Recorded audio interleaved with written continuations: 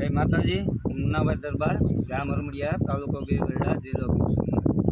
હવે દિનુભાઈ સોલંકી દ્વારા આ બધું કબજા કરવામાં આવેલા છે, બરોબર। તો અહીંયા જે 12,500 કરોડ જે દંડ આવેલો છે એનું હજી આજ સુધીની અંદરમાં કોઈ બહાર આવેલું નથી, બરોબર।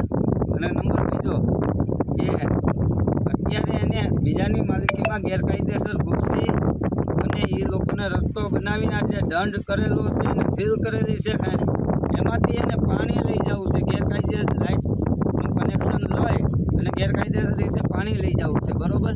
તો મારું એમ કહેવાનું PGVCL વાળા છે એ લોકો કઈ રીતના ખામલા નાખીને ગેરકાયદેસર લાઇટો આ છે તે છે બધું આપે, મારું એમ કહેવાનું, બરોબર। એટલે આ તમે જે તાનાશાહી છે ને એ બંધ કરી દેજો, બરોબર। નકર પછી હવે જોયા જેવી થાય। હવે પછી હરીઠિયા મેટલમાં એક ડગલું આગળ વધ્યો એટલે પહેલાં મુન્ના દરબારનું માથું જાય, ગાદીનું સોલંકીનું જાય, ફાઇનલ થઈ ગયો હવે, બરોબર। ભલે આમ કહું છું, હું કોઈને બાપથી બીતો નથી, બધા જ્યાં હોય ત્યાં ગરીબ માણસોને ઘરે પડ, ગાયોના ઘરે પડ, પાંજરાપુર 512 વીઘા છે સરકાર થઈ ગયો, સરકાર તો નથી મૂકતો, અરમડિયા ગૌશાળા 120 વીઘાનો કબજો કર્યો એ નથી મૂક્યો, બરોબર। તો એટલે મારું એમ કહેવાનું ખુલ્લે આમ કે હું કોઈના બાપથી બીતો નથી, બરોબર।